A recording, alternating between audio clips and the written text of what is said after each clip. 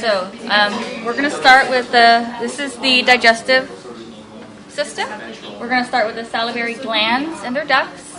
So on this area we have the parotid gland and the parotid duct. And then we're going to move over to the other side. And this here is the sublingual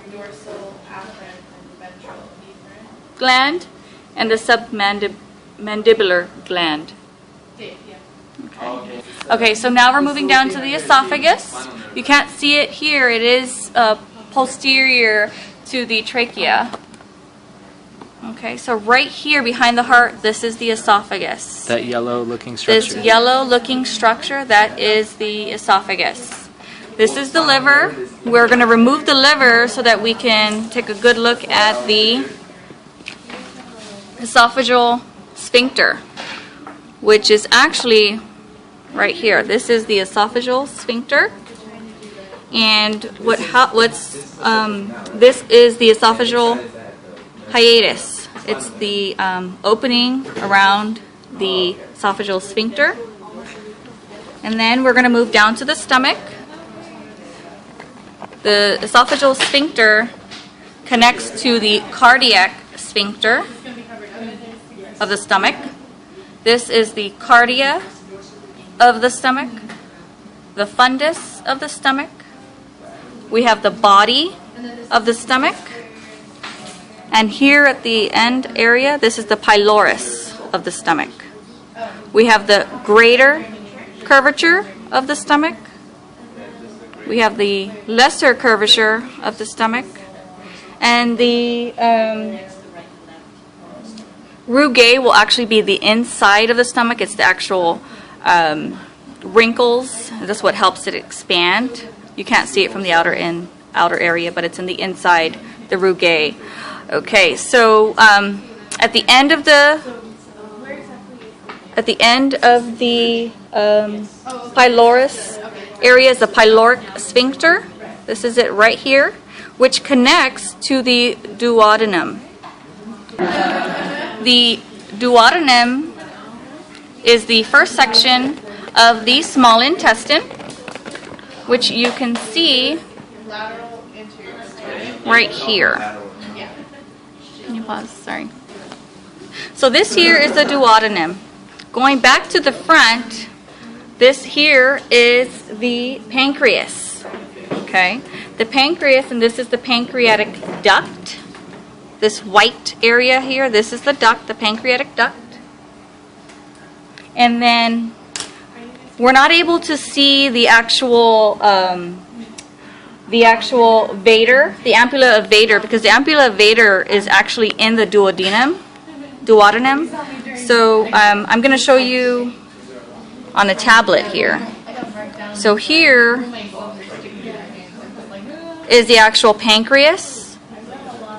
This is the duodenum, and the gallbladder. So the ampulla of Vader is an actual sac right here. And the sphincter of Oddi is the actual muscle that contracts. So it's the sphincter of Oddi and the ampulla of Vader, which is the actual sac. Okay. So moving from the duodenum, we are going to move into the small intestine. Now the small intestine starts right here, and this is the duodenum. The duodenum comes all the way down and then connects to the ileum. And this is the ileum, is the lower part. The ileum turns into the this is the ileocecal sphincter right in here, which connects to the cecum. This would be the cecum. This area right here to the large intestine. This is the cecum. So the ileocecal sphincter is what connects the ileum to the cecum. And then this here is the large intestine. Okay, so here we have the ascending colon, the transverse colon, and the descending colon. Then we have the sigmoid colon. We also have the flexures, which we have to know. This flexure would be the hepatic flexure. Just think that the hepatic flexure is right where the liver sits. And the splenic flexure, which is this curvature, is where the spleen sits. Okay, so these are the two flexures that we need to know. So we have the ascending colon to the hepatic flexure, transverse colon to the splenic flexure, to the descending colon. We have the sigmoid colon. The sigmoid colon turns right into the rectum. This is the sigmoid colon. Right here would be the rectum. Okay, so on the large intestine, this would be the haustra. The haustra are the sections of the colon. The Teniae coli is this area right here, which is, I believe, the muscle. And then we're going to move into the vermiform appendix. This is the actual appendix right here. Okay. So we're moving into the tongue. So this here would be the tongue. And then we also have the soft palate, which is in the back end.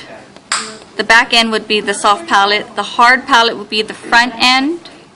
The uvula is this right here.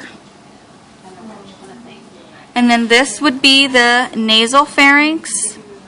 So right here at number 4 is the nasal pharynx, and then we have the oral pharynx right here, number 5, and number 6 we have the laryngeal pharynx. And then the epiglottis. Where's the epiglottis? 3. This is the epiglottis, number 14, this structure right here. Okay. So here we have the teeth. We have the central incisor, lateral incisor, canine, 2 premolars, and 3 molars. 1, 2, and 3.